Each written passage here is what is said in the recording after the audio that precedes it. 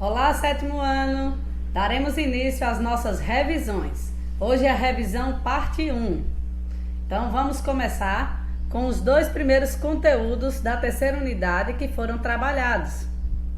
Nós tivemos a colonização portuguesa no Brasil e a colonização holandesa.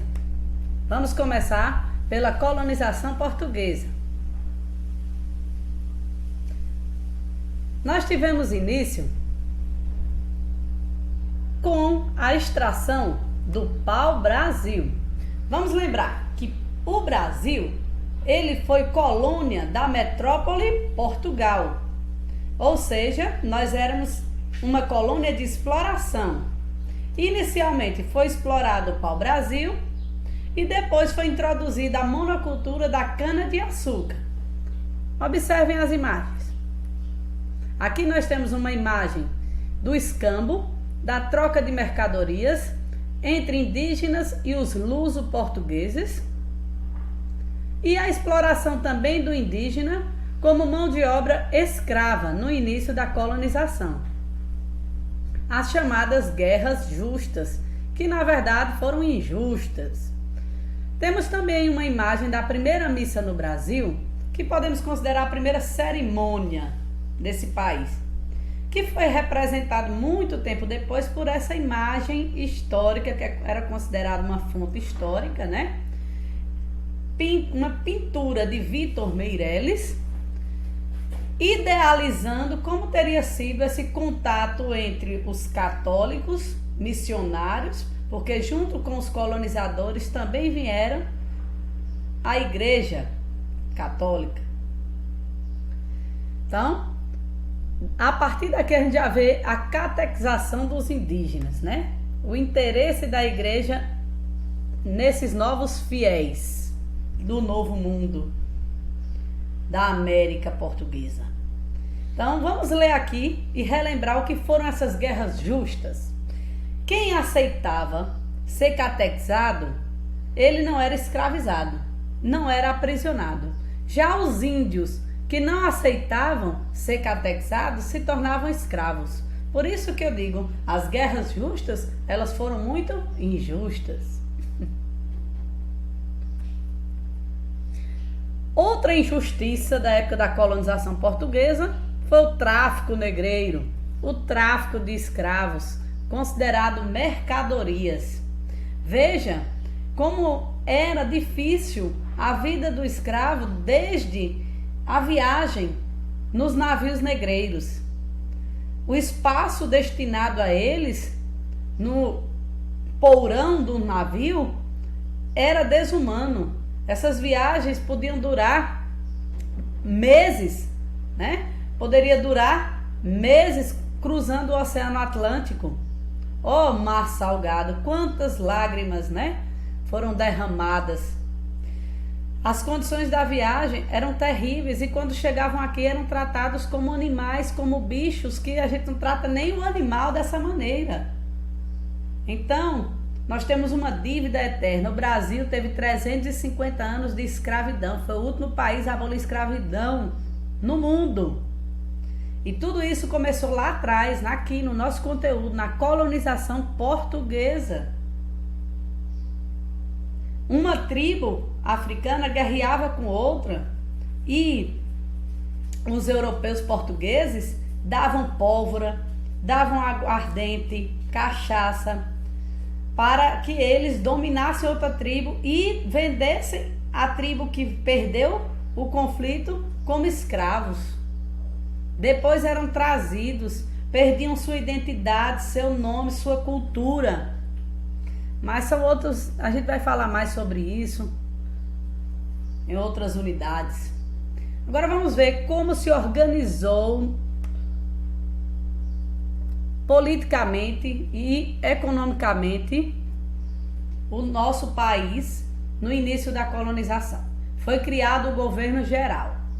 Os principais funcionários eram o ouvidor geral, que cuidava da justiça, o provedor-mor, que era responsável pela arrecadação dos impostos, dos tributos, e o capitão-mor, que era pela defesa e fiscalização do território, como se fosse um poder de polícia e coerção, né? Então era assim que era organizado o governo geral, que foi sediada na Baía de Todos os Santos, ou seja, nós tivemos o primeiro governador-geral Tomé de Souza. Em 1549 ele implantou esse governo, centralizando aqui um poder na colônia, e isso não significa rompimento, não. Aí, com a coroa portuguesa, não. Muito pelo contrário.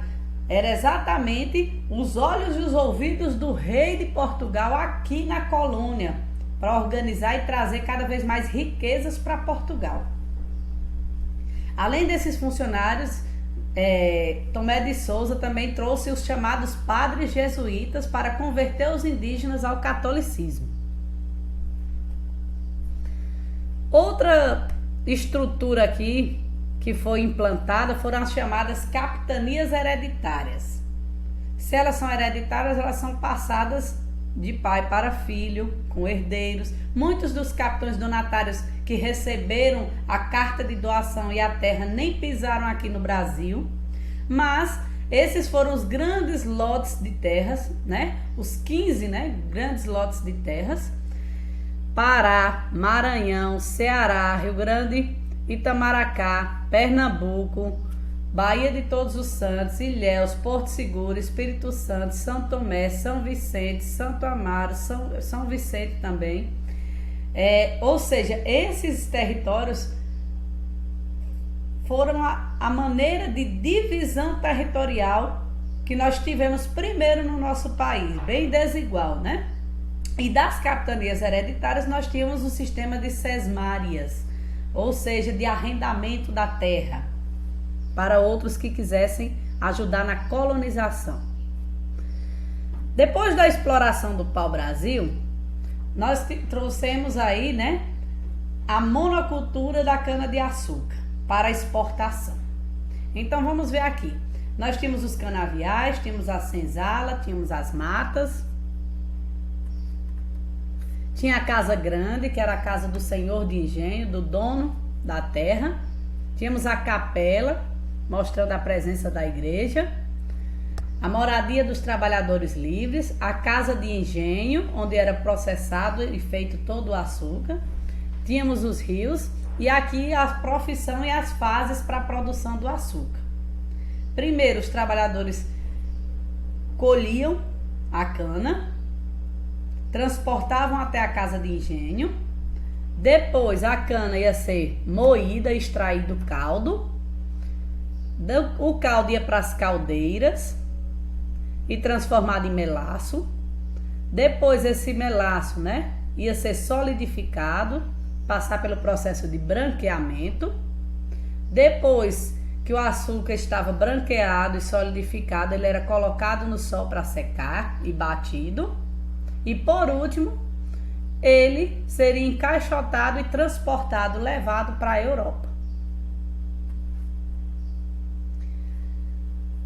Já na colonização holandesa, continuava existindo a mão de obra escrava africana, continuava sendo a base da economia a produção do açúcar, só que existe um porém. É a fase chamada União Ibérica. Ou seja, lá atrás na história de Portugal, Portugal foi condado portucalense, pertenceu à Espanha. Quando Portugal não teve um herdeiro direto do trono, nós tivemos que viver a chamada União Ibérica. O rei da Espanha, Felipe II, se tornou o rei de Portugal e também rei de todas as colônias que pertenciam tanto a Portugal quanto à Espanha.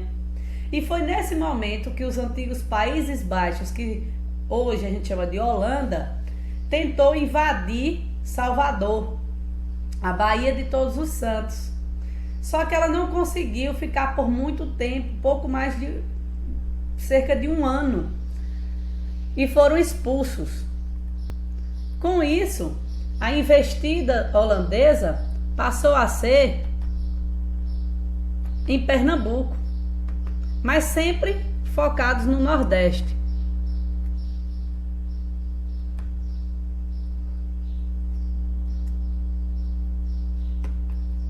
E aí nós temos a figura de Maurício de Nassau, que vai ser escolhido pelos holandeses para vir governar essa nova Holanda aqui em Pernambuco.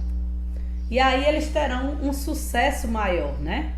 Finalmente, os holandeses tentam colonizar, tentam ganhar uma parte do território brasileiro, mas serão expulsos em 1654. Eles só vão conseguir permanecer até 1654. Maurício de Nassau, ele marcou profundamente a história de Pernambuco. Por quê? Porque ele trouxe o progresso, trouxe a pesquisa, trouxe a ciência para essa nova Pernambuco, essa nova colônia holandesa no Nordeste brasileiro. Mas eles serão expulsos na Guerra de Restauração. E aqui nós temos a imagem da Batalha dos Guararapes, representando aqui, né, a luta entre os luso-brasileiros e os holandeses, ou seja, os brasileiros tentando expulsar os holandeses na chamada Batalha dos Guararapes, e terão sucesso em 1654. E daí os holandeses são expulsos do nosso Brasil, do nosso Nordeste. Então, esses são os pontos principais da colonização portuguesa e da colonização holandesa no Brasil. Bons estudos, boa prova também, né? Quando vocês forem fazer, e até a próxima.